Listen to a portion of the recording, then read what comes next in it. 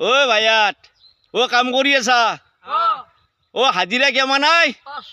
500 ও কণীৰ দাম বোলে 8 টাকা হৈছে আজি দুদিনমানৰ পৰা আৰু মিঠা তেল বোলে 170 টকা কি কৰিবি এই ইবাৰ দেখিছা এডাল কি এই দেখছালা ফুলকা বাদাল এই হুমাব ইবাৰ সাৱধান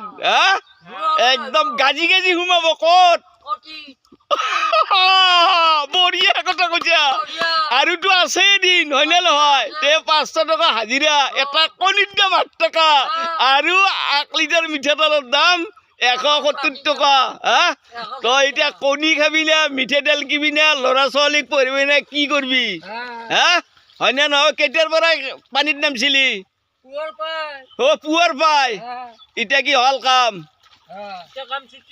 এতিয়া কাম ছুটি হ'ল এই কি কৰিবি কষ্ট কৰিবই লাগিব হয়নে নহয়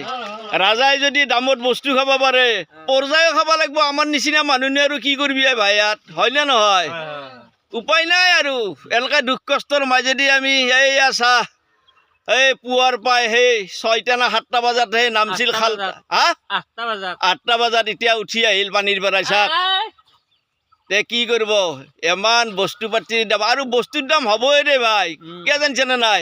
ইলেকশ্যনত কিমান টকা খৰচা গৈছে লাখ লাখ টকা হয়নে নহয় য'ত লাগি দুখন গাড়ী লাগে তাতে গাড়ীত আৰু বেছি 100 খান থাকিলে তেলৰ পইচা কৰবা নিব আমাক মাৰি কেনে নিব এইডাল দেখিছানে নাই এই ফুলকা বাদাল হুমে হুমে লৈ যায় দেখব পইচা চব হয়নে নহয় কথাটো